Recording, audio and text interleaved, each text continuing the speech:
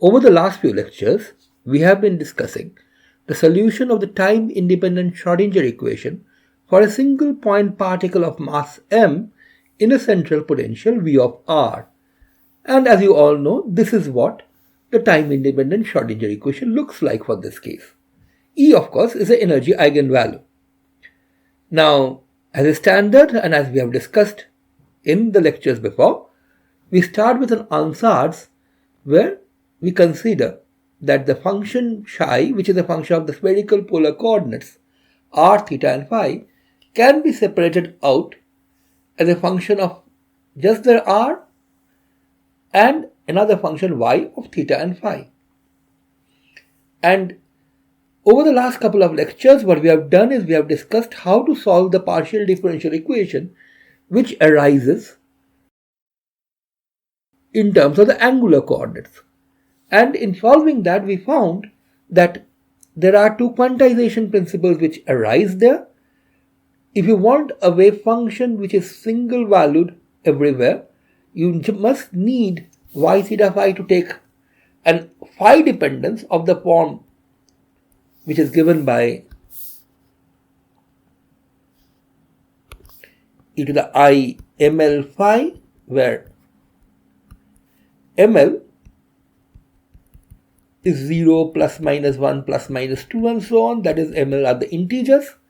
And then we also found that the theta part would essentially be associated Legendre functions labeled by PLML of cosine theta.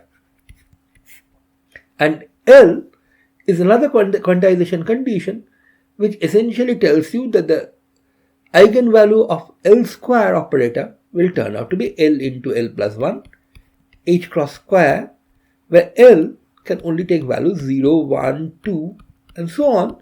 In fact, L can only take values which are mod ml or more. In other words, ml can only take values from minus L plus 1, minus L plus 2 up to plus L. Now, in the last lecture, in the last couple of lectures actually, I have been calling this particular parameter, which is really a separation constant if you want to solve with the differential equation way, I have been calling this parameter m. That was because when we were dealing only with the angular equations, the mass m of the particle was not showing up, and as a result I could use the simpler notation m rather than write ml for this particular quantum number. Now that we are dealing with the radial equation, now that we are going to turn to the radial equation and try to solve for r, capital R of r, and the equation will have a small m, I have to be a bit more careful and I have to call this parameter, the quantization parameter, ml. Thankfully, as you will soon see, the radial equation does not really have the ml parameter. So we will not have to worry too much about whether I want to write it as ml or m. Armed with this knowledge that the y theta phi function, the function of angles, will only be single valued and will behave at the axis only if they are labeled by the special parameter quantization values ml and l, we will talk about the angular part as y l ml theta phi, which are the spherical harmonics labeled by the labels L and ml. We discussed the spherical harmonics in some detail in the last lecture. And since, as we will soon see, the radial equation depends only on L and of course has the energy E stuck in it, the R, the radial function capital R, will be labeled by E and L. A few lectures ago, we had discussed why is it that the energy does not depend on ml. That had to do with spherical symmetry of the potential. And we even used the rather formidable sounding name of the Wigner-Eckart theorem as an explanation for that. Although, as we also explained, this could be easily worked out just by using the fact that the lowering operator commutes with the Hamiltonian. Let us now turn to the radial equation. As we had already seen in the previous lecture, separation of variables on the time-independent Schrodinger equation leads to the radial equation of this particular form. 1 by r squared d dr of r squared d capital R dr. This part, of course, comes from the radial part of the Laplacian, plus twice m by h cross square e minus v of r minus this extra piece L into L plus 1 by h cross square twice mr square, this whole thing times capital R equals 0. This extra piece essentially comes from the separation constant, which is used to separate out the angular part of the equation. Given the kind of physical meaning that we have given the angular operator, we also recognize that this L into L plus 1 h cross square sitting in the numerator here is nothing but the L square eigenvalue. So this is essentially an L square by 2m r square term. So what happens here is that this essentially begins to look like the Schrodinger equation in one dimension with r, the radial coordinate, as the only coordinate, where the potential energy V of r is supplemented by an additional piece L into L plus 1 h cross square by twice mr square. And these two things together, the potential energy proper plus this extra piece which is called the centrifugal barrier, is called the effective potential for this problem. Now this should be pretty familiar to you from classical mechanics, because in classical mechanics too, when you're dealing with the central potential, this is exactly what happens. The radial equation begins to look like the equation due to a particle in a potential energy, which is a combination of these two terms, the actual potential energy V of r plus an additional piece which is due to the angular momentum. While the connection with classical mechanics is quite convincing, let me point out that this equation is not really identical to the Schrodinger equation of a single point particle in one dimension. And that's because instead of having a second derivative with respect to r here, what you have is a much more complicated differential operator. However, a little bit of thought will show you that it's pretty easy to actually manipulate this into a form where the connection with the one-dimensional Schrodinger equation will become very apparent. And for that, all you have to do is take a look at this differential operator, or this derivative term here, which simply by using the u dv dx plus v du dx rule becomes something like this. And once you pull out a 1 by r from here, this is simply small r d2r dr2 plus twice d capital R dr. And with a very simple amount of work, you can show that this is really the second derivative with respect to small r of the product small r capital R. So if we take this form for the expression, plug it back into the equation and multiply through by small r, finally identifying small r times capital R to be a function u, the equation for small u becomes d2 small u dr2 plus twice m by h cross square e minus v effective r times u equals 0. And let me point out that this looks exactly like the Schrodinger equation in one dimension. Of course, the Schrodinger equation in one dimension looked like d2 psi dx2 plus twice m by h cross square e minus v of x times psi equals 0. So the connection should be sort of obvious. Instead of psi there, you have u. Instead of v, you have v effective. Other than that, it looks like the equations are identical. There is one important point though. When you are solving this problem in one dimension, typically the boundary condition that you impose on your psi of x is that psi of x must vanish when you go very far away, that is, as x goes to plus infinity or x goes to minus infinity. Here, on the other hand, small r only goes from 0 to infinity. And you still want your wave function to be bounded as you go to plus infinity. And you want your capital R to stay finite everywhere, which means that at small r goes to 0, u has to vanish in that limit. So the boundary conditions you have for small u are not really the same as the boundary conditions that you have for psi of x. For psi of x, you basically have this boundary condition. Psi of x tends to 0 as x tends to plus minus infinity. That's the most common boundary condition, although depending on some particular situation, you may have a different boundary condition, but this is the most common one in one dimension. In this effective one-dimensional equation that you have for a point particle moving in 3D under a central potential, the boundary conditions are quite different. U of 0 and U of infinity, these two things have to vanish.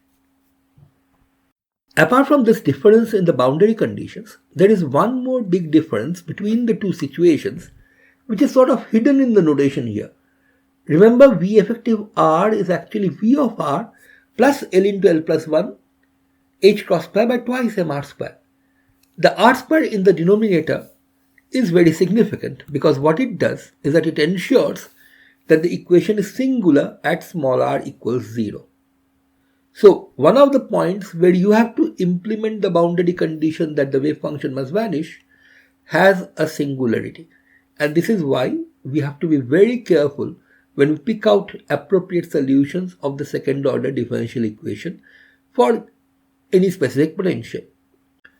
In addition, let me point out that this term really ensures that for every value of small l, which of course can only take values 0, 1, 2 and so on, you really have a different Schrodinger equation to solve.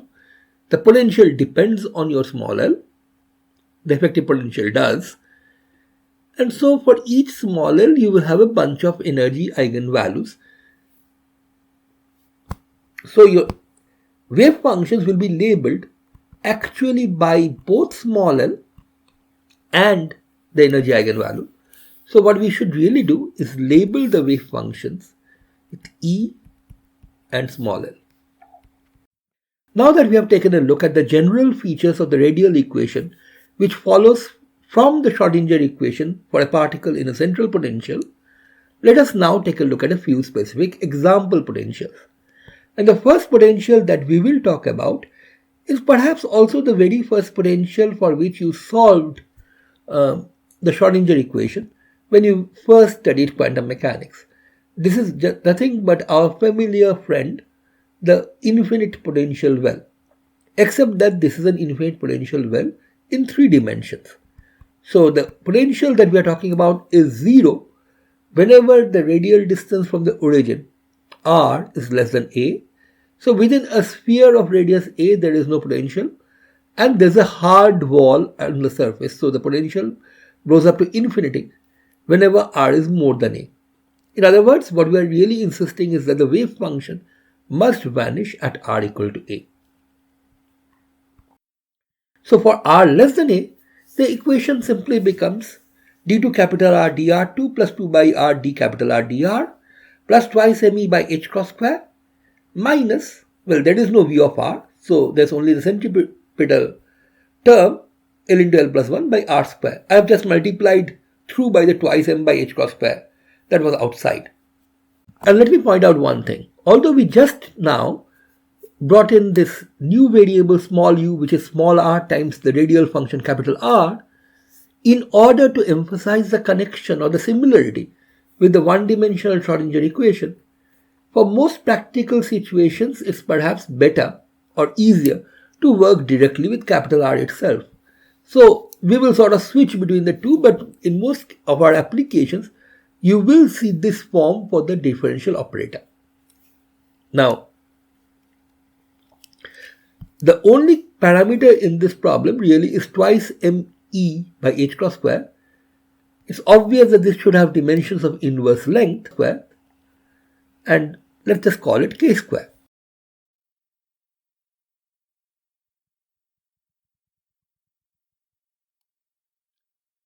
So this r can be written down in the form of a new variable rho by introducing this k parameter. So r is rho by k, or rho is rk. And this ensures that rho is a dimensionless parameter. In terms of rho, it's very easy to see that this equation will simply become d2 d rho 2 plus 2 by rho d rho plus 1 minus L by L plus 1 by rho square acting on R of rho equals 0. Once again, let me point out that this capital R of rho is really mathematically a bit of a mistake. What we really should have done is call this R tilde of rho or something, change this name, which is numerically equal to the radial function that we are looking at, capital R of R. But as always, like good faces, we will not bother changing the label of the dependent variable. So this is the differential equation that we have to satisfy to solve this very, very simple problem. Now the differential equation here is not really completely trivial. As you can see, rho equal to 0 is a singularity. In fact, the singularity of course comes from the potential barrier here. And this means that we have to exercise extra care for small values of rho. However, it does happen to be a pretty well-known second order ordinary differential equation. This is called the spherical Bessel equation. As you can see, even to solve such a simple problem as infinite spherical well, you do have to deal with some rather advanced mathematical equations, second order differential equations. In this particular case, you have to deal with the spherical Bessel equation and its solutions, the spherical Bessel function and the spherical Neumann function. But before we go on to do that, let us try to sort of cut our teeth on a simpler problem, which is small l equals 0. That is, the situation where there is no angular momentum for those eigenstates for which the angular momentum vanishes, and these of course are the so-called S-wave solutions that we are looking for. S, remember, is a chemist's way of saying there is no orbital angular momentum. It is obvious that this equation will become much simpler if small l were to be 0. This term would simply go away, and so you will be left with this particular differential equation. d2 capital R d rho 2 plus 2 by rho d capital R d rho plus capital R equal to 0. And this happens to be one of those cases where using small u as a dependent variable actually makes your life a lot easier.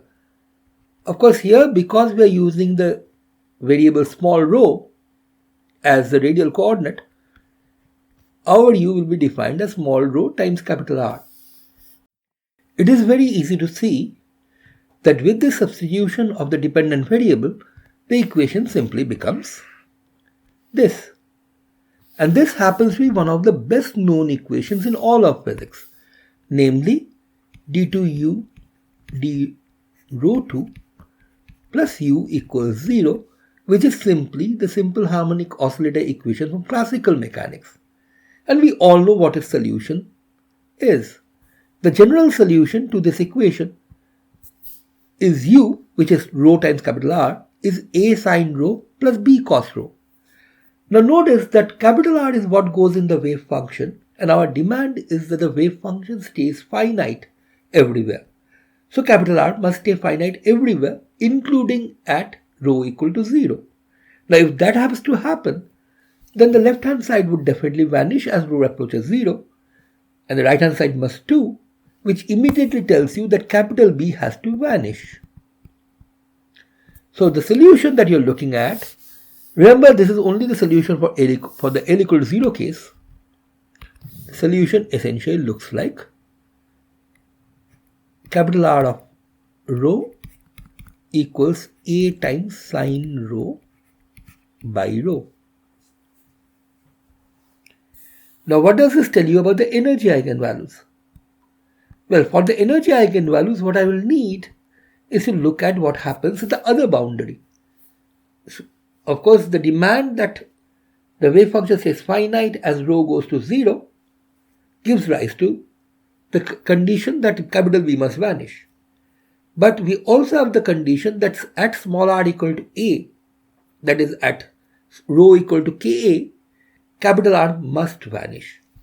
So sine of Ka must be 0 because obviously capital A cannot be. You do want a non-zero wave function after all. So sine Ka equals 0 immediately tells you that K must be given by n pi over A. K, remember, is related to the energy into a square of this equation. K square A square is n square pi square. Instead of K square, you can just put in this factor twice me by h cross square. And this tells us that the energy cannot take any value, it can take only certain values. What are those values? Those values are simply n square pi square times h cross square by twice m a square, which can be recast in our familiar form n square into h square by 8m square. This looks exactly like the energy eigenvalues for a particle in an infinite square well. So the beginning does look quite promising. We have managed to find out the energy eigenvalues for a particle in an infinite spherical well. Of course, infinite here refers to the size of the potential at the barrier at the boundary and not to the size of the well itself. The well has a radius of A. And the final formula for the energy turns out to be pretty simple. In fact, it looks exactly like the formula that we had learned for energy quantization at the beginning quantum mechanics classes. That for the energy levels for an infinite square well in one dimension. But let me warn you that things are a bit more complicated than they seem here, because this is just the L equal to 0 case. What happens when the particle has an angular momentum so that L is no longer 0? Let us investigate that question next. For L not equal to 0, of course, you have to solve the full equation that you had with the L into L plus 1 by rho squared term.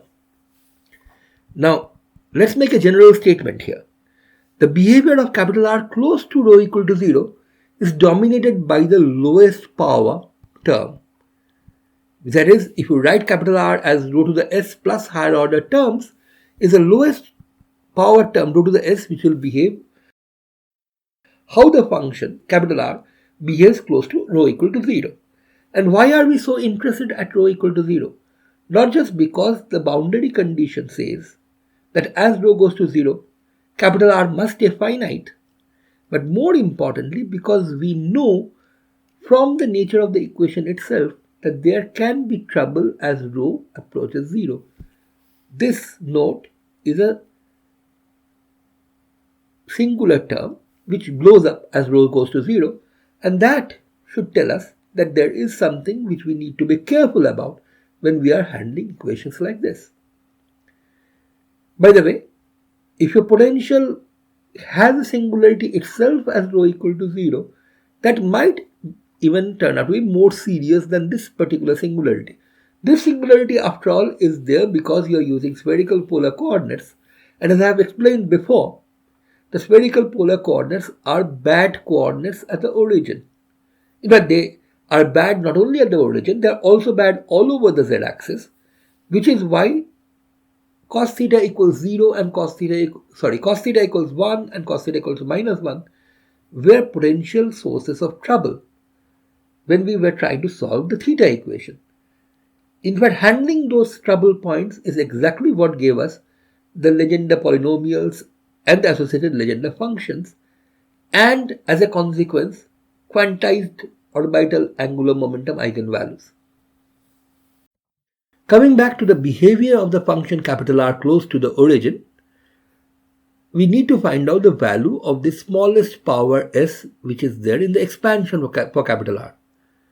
By the way, note that rho equal to 0 is not a regular point, so we cannot really expect to do a Taylor series expansion of capital R around rho equal to 0. But what we can do is use the Frobenius kind of expansion, rho to the s plus c1, rho to the s plus 1 plus c2, rho to the s plus 2, and so on. So what we are really trying to do is find out the index in the Frobenius method. That is, the indicial equation is what we are looking for. Now we can go through the full procedure of finding out the indicial equation, or we can simply identify the fact that the lowest power of rho that is there in this differential equation, even that must have a 0 coefficient. And what is the lowest power of rho here? The lowest part of rho which comes from here is rho to the s minus 2. This also gives you rho to the s minus 2. This gives you rho to the s, so it doesn't count among the lowest power, and this one gives you rho to the s minus 2. So this, and this, these three terms together gives rise to the rho to the s minus 2 term. And since the coefficient for that has to vanish, you will have to have s into s minus 1, which comes from the two derivatives here, plus twice s, which comes from the single derivative here, of course, and the factor of 2, minus L into L plus 1 equals 0, which simplifies to s into s plus 1 minus L into L plus 1 equals 0, or further factorize to s minus L into s plus L plus 1 equals 0, which means s can be either equal to L or equal to minus L plus 1. So the two independent solutions that this equation has behaves like these two functions as rho approaches 0. One solution behaves like rho to the L, the other solution behaves like 1 by rho to the L plus 1. Now let me point out that of the two solutions, this one is dangerous as rho approaches 0 because this is the one which blows up. Let me point out once again that because this differential equation has a singular point at rho equal to 0, you would never expect both its independent solutions to be well behaved as rho goes to 0. Here one of them is rho to the L is well behaved. In fact, rho to the L actually vanishes unless L is 0 as rho approaches 0. And the other solution, 1 by rho to the L plus 1, is one which is going to cause us trouble because it's going to blow up as rho approaches 0. So our approach should be quite clear. What we should do is try to ensure that our solution behaves like this one, which stays finite as rho goes to 0, rather than like this one which blows up as rho goes to 0. Now we could actually follow the same steps that we had used earlier for the other differential equations and solve this equation in some detail. I'm not going to do that for two reasons. One is that this particular equation, the spherical Bessel equation, is rather intimately connected with another equation, the Bessel equation, which you may already have solved in some detail in your mathematical phase course. The reason why I am saying this is that the Bessel equation happens to be quite a favorite among the teachers of mathematical physics, basically because it helps you to sort of showcase the different possibilities that arise when you're trying to solve an equation using the Frobenius method. So it's quite likely that you have already seen the solution to this equation, or at least its near cousin, in some detail already. Even if you haven't, we will just take the solution as a given with some of its properties stated for the time being, without going into the methods in detail. As I've said, you may have already seen, if not this particular equation, you've seen some similar equation being solved before. And also, the other major reason for deferring it now is that we will meet this equation and the Bessel equation in a big way when we talk about scattering in 3 dimensions. And it will be necessary to go into depth of some of the solutions' behavior at that point of time. So for the time being, we will just sort of defer the solution in detail of this particular equation. I will just state for you some of the properties of these solutions, and we will use these properties to figure out what we can say, for example, about the energy levels possible in an infinite spherical square well. Now the solutions to the spherical Bessel equation are called the spherical Bessel function. Well, that's one of them. The other independent solution for the same value of L is called the spherical Neumann function. So they are written small jl of x and small nl or eta l of x. Whether you use small nl for Neumann or eta l simply because n is used for something else depends on which book you are reading. For the time being, I am going to use nl. Some authors also call this nl function yl. So that's just a matter of notation. But the reason why we are calling these small jl and small nl is that there is a capital J and capital N function already in the literature, and these are the Bessel and the Neumann functions. So spherical Bessel, spherical Neumann are written with small letters, Bessel and Neumann are written with big letters. And just like the spherical Bessel and spherical Neumann are independent solutions of the spherical Bessel equation, the actual Bessel and the actual Neumann are independent solutions of the Bessel equation. And as you can see here, this is how the spherical Bessel is connected to the ordinary Bessel. There's an extra 1 by root x apart from a factor of root over pi by 2. And small j for L of x is actually capital J, the Bessel function, with parameter L plus half of x by square root of x. A very similar formula relates the spherical Neumann function to the Neumann function. Now the reason why the spherical Bessel and spherical Neumann functions are the ones which are useful for us here is that spherical Bessel function has exactly the behavior that we want as the argument goes to 0. As the argument x of the spherical Bessel function goes to 0, JLX goes like x to the L. That's the behavior that we predicted would happen for one of the solutions, divided by this quantity which is called the 12 plus 1 double factorial, and that really means that it's 12 plus 1 into 12 minus 1 into 12 minus 3 all the way down to 1. Okay. Now if you notice, the spherical Neumann function on the other hand has a behavior which goes like 1 by x to the L plus 1. Exactly the singular kind of behavior, the divergent kind of behavior which we do not want our solution to have. So while the solution could have been a linear combination in general of spherical Bessel and spherical Neumann functions, the solution that we want, the solution which we must have in our problem in order to ensure that the wave function does not diverge as rho goes to 0, should be a linear combination of JL alone, and NL should have no coefficient there. But for later reference, let me just point out that not only do we know how JL and NL behave as x goes to 0, in fact this should not come as a surprise. Apart from these factors which define the overall scale of the functions, the dependence on x, that one of the solutions will go like x to the L and the other will go like 1 over x to the L plus 1, was already known from the analysis that we had carried out earlier. The other important thing that we will need, especially in later when we talk of scattering, also in a problem that we are going to solve after this one, is the information about how these functions JL and NL behave when x is very, very large. Now JLX behaves like the sine of x function by x, so it's like more like sin x by x with a phase shift. It behaves like sine of x minus L times pi by 2 by x when x is very, very large. Now this is a very important behavior that we will have to keep in mind. Later on when we talk of scattering, this particular form of JLX as x becomes very large will be very, very important. Well, NLX sort of behaves very similarly. It also has a 1 by x, but the numerator is cosine of x minus L pi by 2 apart from minus sign. These are of course asymptotic behavior, so I should really put in a tilde sign over here.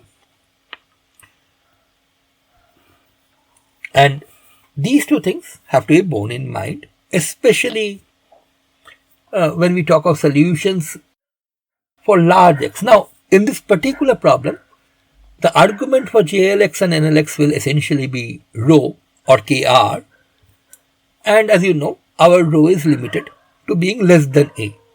So, for this problem, rho equal to 0 is part of our allowed values for the parameter rho, which is why we have to be sure that our solution only contains JLs and not NLs.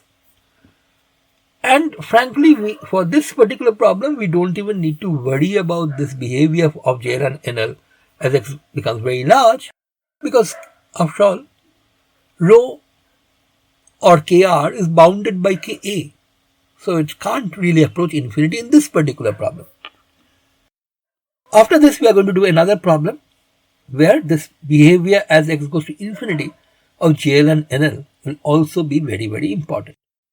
If all we ever wanted to do was to solve the spherical infinite well, then I wouldn't even need to worry about the properties of NL, because as we have just explained, it's only JL which will be in our wave function for this particular problem.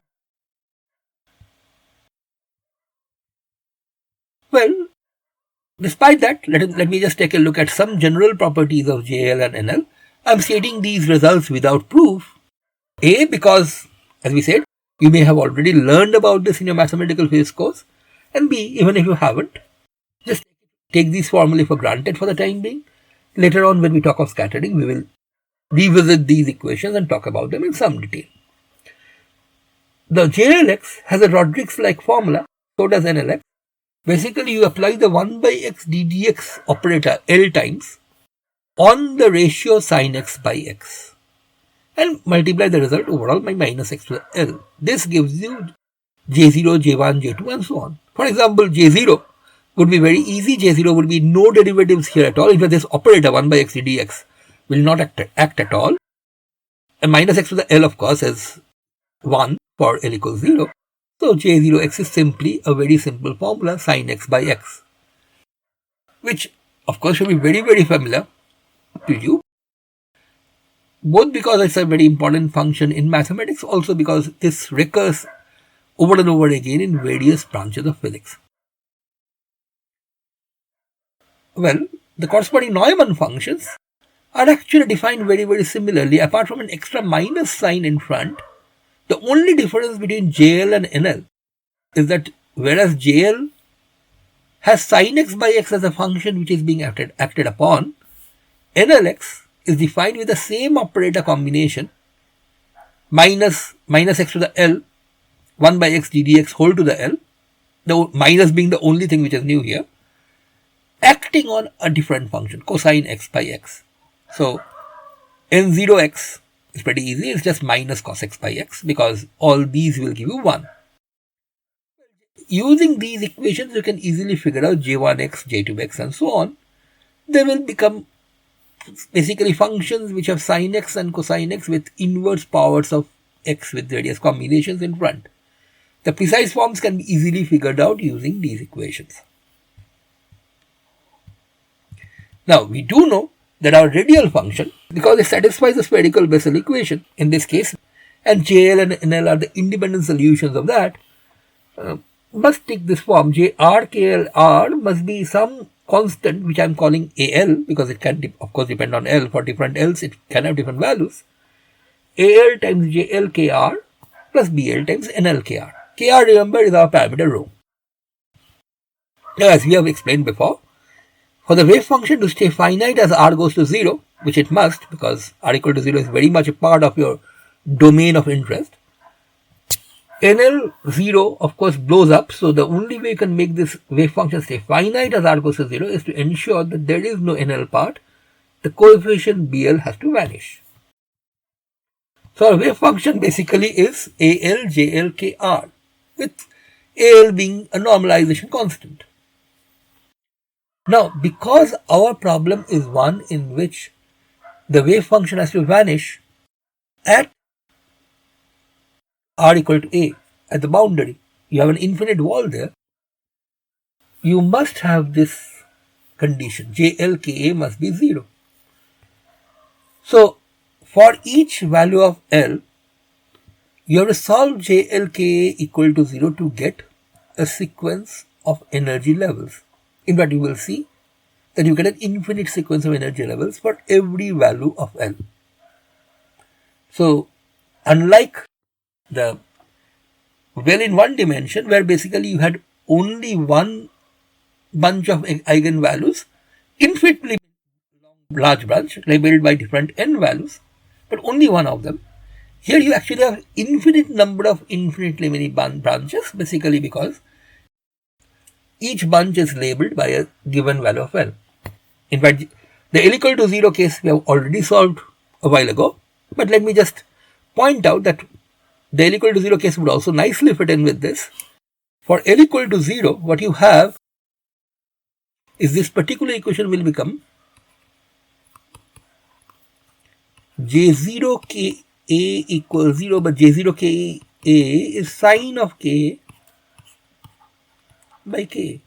And this has to be equal to 0, which means sine of ka has to be 0, which means ka has to be n pi and so on. So the result that we had worked out a while ago. Now, you must also realize that for other values of L, like say L equals 1, 2 and so on, the equation that you have to solve, for example, for L equals 1, what you have to solve is J1 Ka equals 0. But J1 Ka, if you go back a bit, you'll see is sin x by x square minus cos x by x. So,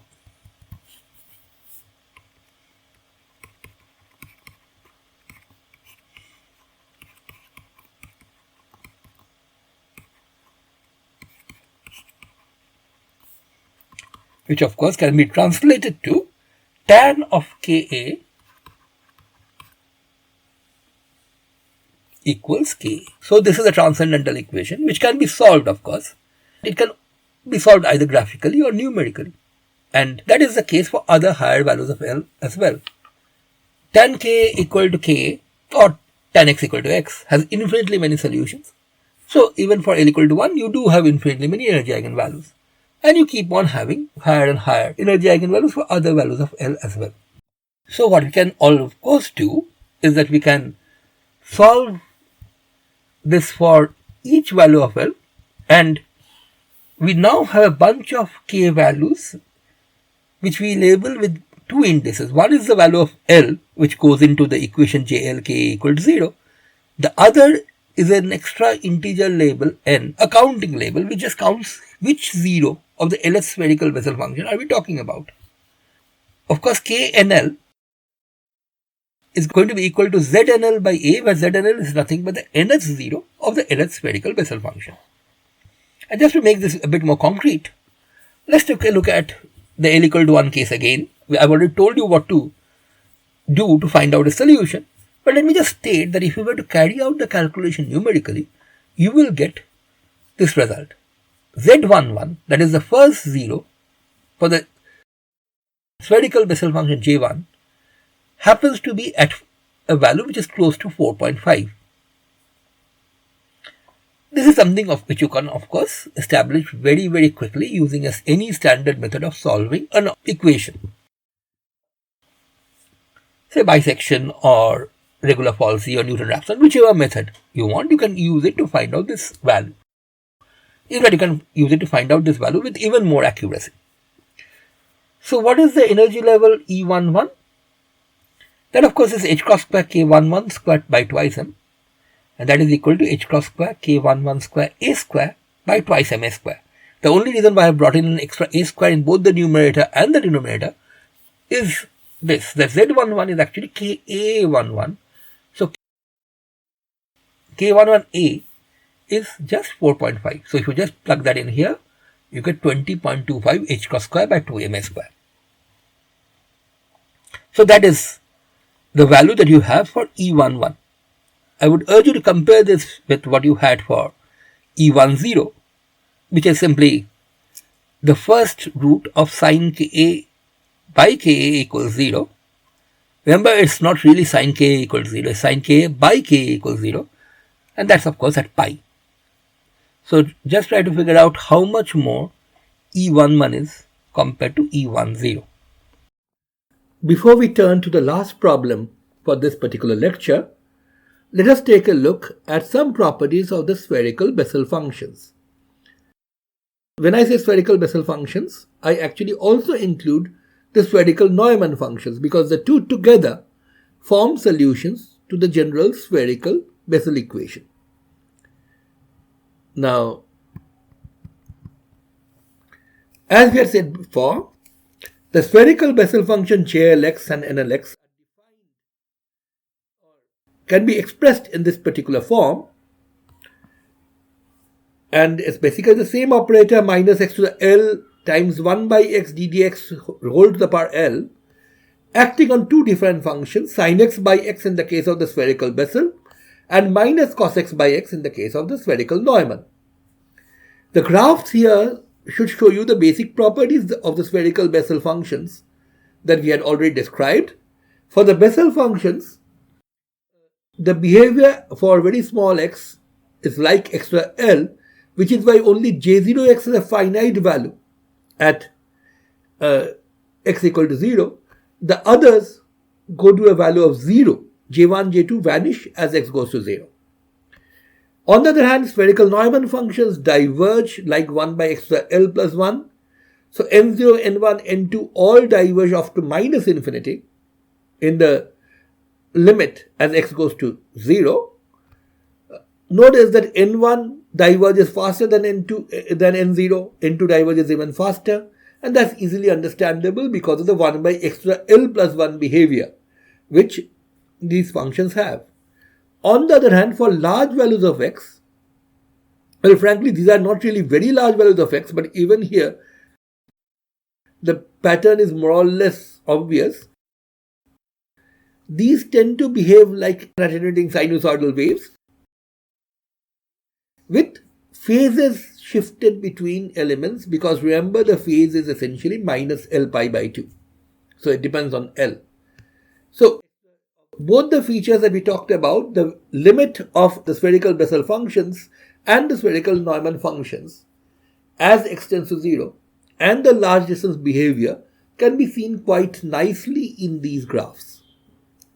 Now, let's proceed further and let's point out that because JL and NL are independent solutions to the spherical Bessel equation, any linear combination of these with any arbitrary set of coefficients will also be solutions to the spherical Bessel equation. And you could even use some other two different combinations of JL and NL as the independent solutions. The specific combinations that we had used, JL and NL in particular, are nice specific functions to use because of the fact that their behavior as x goes to 0 reflects the two possible divergent and or non-divergent behaviors that the solution to the spherical Bessel equation can have. On the other hand, the behavior for large value of x is perhaps better understood in terms of a different combination. And because of the fact that problems may involve large values of x or small values of x, the other pair of functions is also quite important. They are called the spherical Hankel functions. Once again, the name spherical Hankel functions suggests that there are Hankel functions. Hankel functions basically are linear combinations of the ordinary Bessel and Neumann functions. Similarly, if you combine JL and NL, this small jl and small nl, with a coefficient of plus I and minus I respectively in this case, you get the two spherical Hankel functions written HL1 and HL2 respectively. And it's very easy to see that if you combine the two with a factor of I here, what you are going to end up with is basically the sin x by x and cos x by x are going to combine together and produce e to the ix by x. So basically HL1 has the same operator, minus x to the L 1 by x d dx whole to the L, acting on e to the ix by x with an extra factor of minus I outside. And HL2x, of course, is what you get when you replace the I by minus I everywhere, which means you have plus I here, and this e to the ix becomes e to the minus ix. So this is exactly what the spherical Hankel functions are like.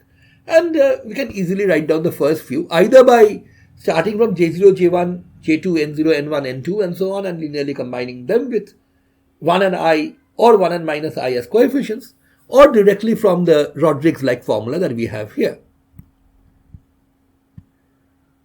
So, because we already know J0, J1, J2, we can use them to find out H01, H02, H01, H11. Remember, the 1 and the 2 in brackets up here are labels for which one of the two Hankel functions you're talking about. They don't have different names like the case of Bessel and Neumann.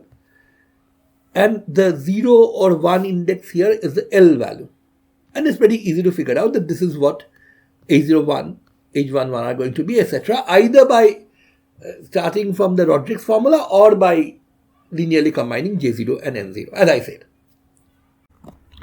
As you will soon see, we will be especially interested often in the form which the Hankel functions take when the arguments, instead of being real, are purely imaginary.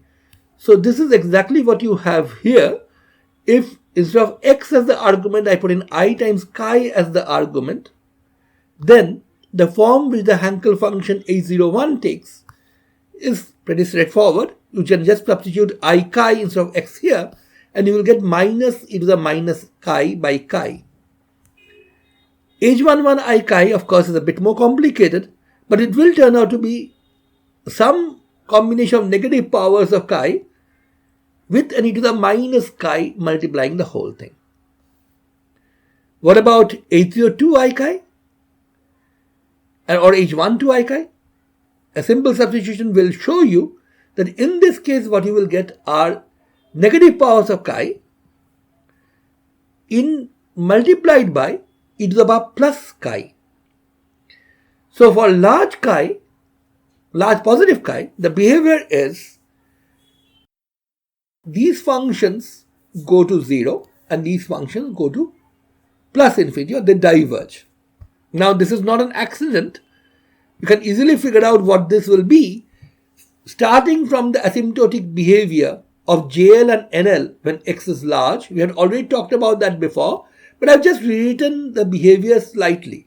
Instead of writing cos x minus L by 2 pi with an additional sign, what I've done is I've rewritten this in such a way that both of the forms end up looking very similar, with just cos replaced by sine as far as NL is concerned. This, remember, is a long distance or large x behavior. By linearly combining JL and NL with coefficients of 1 for JL and plus minus I for NL, I can immediately write down HL1 and HL2, or rather the large x behavior of HL1 and HL2 in this form. Again, it's a pretty straightforward calculation to do. You just have to plug in these JL and NL forms. Finally, we are interested in the value of HL1 and HL2 for large arguments, but when the argument is purely imaginary, as in the cases that we have just seen before.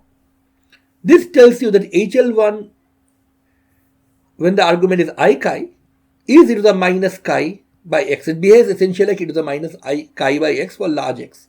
Large chi. E to the minus chi by chi for large chi. And HL2 I chi behaves like e to the plus chi by chi for large chi. Of course, the precise forms which HL1 and HL2 take will depend on the value of L. However, for large chi, of course, 1 by chi square, 1 by chi cube, etc. dominated by 1 by chi. So the behavior essentially is going to be e to the minus chi by chi for HL1 and e to the plus chi by chi for HL2. And this is going to be very, very important in the very next problem that we are going to do. Armed with this knowledge about the Hankel functions, let us now turn to the final problem that we want to solve in this lecture. This is again, of course, is another central potential and really a very simple one. We had an infinite spherical potential well in the last problem. This time we are going to consider a finite spherical potential well. So the finite spherical well is described by this potential. The potential energy is minus V0 when R is less than A, and this parameter V0 is a measure of how strongly this potential energy is going to bind the particle, and the potential energy vanishes for R greater than A. So here, of course, our problem is defined not only in the region from R equal to 0 to R equal to A, as in the previous case. Here our problem is defined over all space, so R goes all the way from 0 to infinity. And the potential energy leads to an effective potential, and the effective potential here is, of course, minus V0 plus L into L plus 1 h cross square by twice mr square for R less than A, that is inside the well. When you are outside the well, you only have the centrifugal barrier L into L plus 1 h cross square by 2 mr square. Now the presence of the centrifugal barrier, of course, makes this problem different from that of a finite well in one dimension. But that alone does not explain the entire difference. Remember, the centrifugal barrier is there only because of the angular momentum. That means that for the case L equals 0, that is the S wave case, the effective potential is exactly the same as the actual potential. But as we will see, even in that case, this problem actually differs from the case of a finite potential well in one dimension. We will consider the L equal to 0 case at the end of this lecture. But let us first turn to the more general situation where L could be 0 or non-zero. Now, what we want to do is write down a condition for bound states to exist. And the condition turns out to be this one. L into L plus 1 must be less than this quantity twice mv0 a square by h cross square. And this quantity we are going to call beta square in what follows. Now, in order to understand where this condition comes from, all we need to do is take a look at the effective potential. Let's just take a look at this rather crude graph that I have drawn, where this curve represents L into L plus 1 h cross square by 2m r square, the centrifugal potential term. This, of course, is not the actual potential. This is just the centrifugal potential barrier term. The actual potential is minus V0 inside when R is less than A and 0 when R is more than A. So the effective potential is actually depicted by this curve, which is the same as the centrifugal potential barrier outside the well for R greater than A, but inside the well, it is shifted downwards from the centrifugal potential curve by an amount V0. Now, if V0 is large enough, then what will happen is that the effective potential will come down sufficiently so that at least there is a region where V effective is negative. If this condition is violated, that means that the quantity V0 a square is not big enough to shift the centrifugal potential barrier curve down sufficiently to produce a negative potential energy region. As you must recall from your elementary quantum mechanics course, if the potential energy is positive throughout, assuming of course the potential energy vanishes at plus minus infinity, then you cannot have a bound state. Now, let me also point out that this condition is only necessary but not sufficient. For L equal to 0, it's obvious that this condition will always be satisfied because the right hand side is positive, whereas this will be 0 in that case. But as we will see, there can be a situation where even for L equal to 0, you do not have bound states. Now, this is in contrast with the one-dimensional finite square well case. As you may remember, for the square well in 1D, there's always at least one bound state. That result no longer works in 3 dimensions. If your finite square well is shallow enough or not wide enough, you may end up with no bound states at all. The number of bound states will depend on both L and beta, but in a rather non-trivial way. So let us first talk about how to solve this problem in general, and then we will finally look at the L equal to 0 case a bit more carefully. Now, all you really need to do is solve this problem in the two regions separately, for R less than A and for R greater than A, simply because the potential energy form is different in the two cases. Now, it's pretty easy to see that when R is less than A, the Schrodinger equation or the effective equation that you get for the radial function takes this particular form. What you have here is twice m minus v0, that's the potential energy. So twice m plus v0 by h cross square, and that's a positive quantity that we are going to call k square. And the rest, of course, is a familiar thing that you also had in the previous problem. Now, the new thing is, when R is greater than A, the term twice me by h cross square will actually be negative. So, minus twice me by h cross square is going to be called kappa square, and you will have an equation with minus kappa square sitting in the place of k square. Of course, the energy has to be negative for there to be a bound state at all. minus kappa square is the only thing which has changed here between the two equations. You have plus k square here and minus kappa square here. Now this should tell you why we were so interested in the Hankel functions form when the parameter involved, which in this case will be I kappa r, was purely imaginary. So just on the basis of what we have already learned, we can immediately write down the solution for both r less than a and r greater than a. You basically have the spherical Bessel equation in both cases. For r less than a, the general solution would be a superposition of JLKR and NLKR, and since r equal to 0 is a point in the region of interest and you want your wave function to be finite there, NLKR cannot be present, only JLKR can be. For r greater than a, on the other hand, the spherical Bessel equation that you have is actually one for the argument I kappa r. So what we really need are Bessel functions, spherical Bessel functions, for purely imaginary arguments. And in this case, the specific combination HL1 is what we are going to take a look at. Of course, we can write the general solution as a superposition of either JL and NL or of HL1 and HL2. And remember, HL1, when the argument is purely imaginary, has a behavior which shows a decreasing exponential as r goes to infinity. HL2, on the other hand, blows up exponentially as r goes to infinity for purely imaginary argument I kappa r. So that's the one which you cannot have.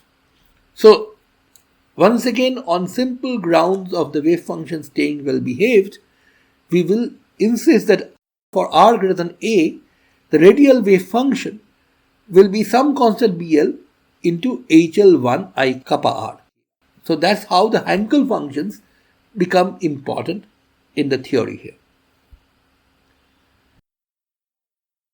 We have now solutions for both r less than a and r greater than a, and we know how to handle this in such a way that you get a solution for all r.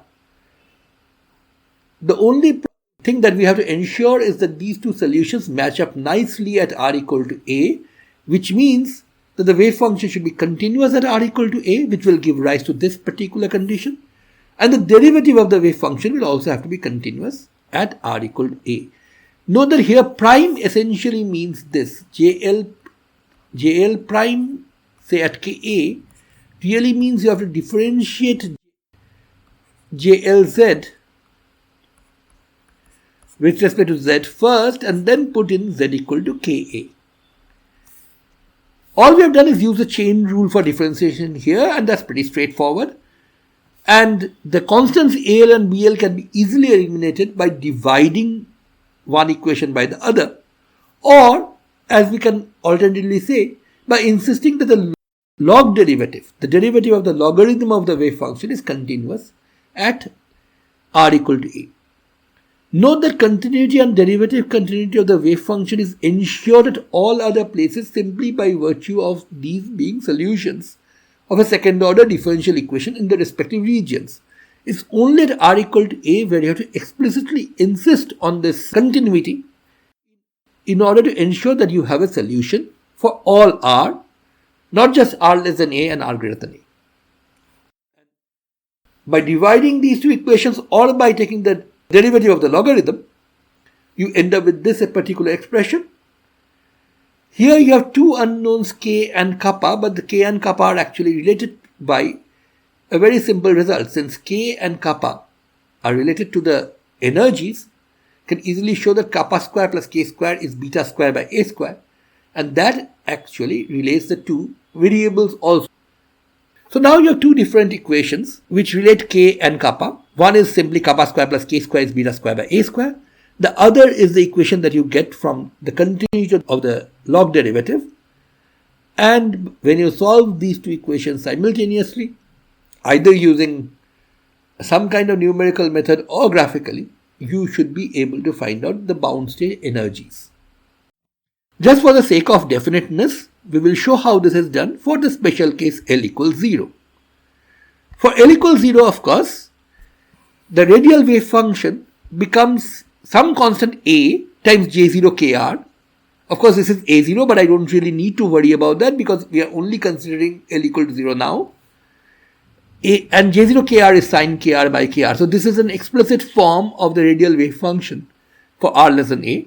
For r greater than A is the 801 Hankel function which comes in, and by using the expression that we had derived earlier, the radial function becomes minus capital B e to the minus kappa r by kappa r. If we now insist that the log derivative is continuous at r equal to A, the condition that results is very simple. After all, log of sine kr, when differentiated, gives you 1 by sine kr times k cos kr, that is k cot kr. The minus log r will give you a 1 by r, and when you put in r equal to A, what you are going to get is k cot ka minus 1 by A from the derivative of the logarithm on the left hand side, or rather from the inside r less than A. From the other side, r greater than A, what you will get is simply minus kappa from the derivative of the logarithm of this thing, minus 1 by A from the derivative of the minus log r. And we can easily cancel out the minus 1 by A's on both sides. And you are left with the condition cot Ka is minus kappa by K. This is of course a transcendental equation. And despite its appearance, is actually rather easy to handle. All you really need to do is to express this in terms of one single variable rather than have both kappa and k. You would like to have only one of them, and it's rather easy to get rid of the kappa from this expression. All you have to do is square the two sides and add 1 to both sides. If you do that, what you're going to get is cosec square ka, which is cot square ka plus 1, and on the right hand side you're going to get kappa square by k square plus 1. That's kappa square plus k square by k square. And remember, kappa square plus k square is basically beta square by a square. So what you have on the right is beta square by k square a square. Just changing sides of this equation a bit, you end up with this expression sine square ka by k square a square, which of course is the square of the sinc function. Sinc ka turns out to be 1 by beta square h cross square by twice m v0 a square. Now let us examine the condition under which this particular equation will have a root. You should notice that the function that you have on the left hand side, sine square ka by k square a square, is actually bounded above. The maximum value it can take is the limiting value it has when ka goes to 0, and that limiting value is 1. So left hand side here has an upper bound of 1, which means if v0 a square is too small, in fact if v0 a square is so small that h cross square by twice m v0 square exceeds 1, then it's impossible to find a solution to this equation. If you think about it a bit, you will realize that the condition is even more stringent than that, because what you really need is to ensure that you get a solution not in the first quadrant. Remember, Ka has a cotangent which is negative, as you can see, and hence Ka must belong to the second quadrant or fourth quadrant. It can't be an element of the first quadrant. So I will let you figure out the limiting value of v0 a square for which a solution is at all possible. In other words, a bound state can at all be found. It should be quite clear even without doing the calculation that if either v0 is too small, that is the well is not too deep, or if the well is not too broad, you will not get a single bound state. Now I will leave you with a puzzle here. You have actually handled this problem of the finite square well in 1D, and there's an immense parallel between the calculation you did there and this particular calculation, especially for the L equal to 0 case. However, for a one-dimensional square well, there's always a bound state, whereas there is no bound state in this problem unless v0 a square is sufficiently big. I will urge you to think about exactly where the mathematics of this problem differs from the mathematics in the 1D case. They look very similar superficially. And try to figure out why this difference exists. But this is a very important point. The point is a 1D spherical well may not give rise to a bound state at all.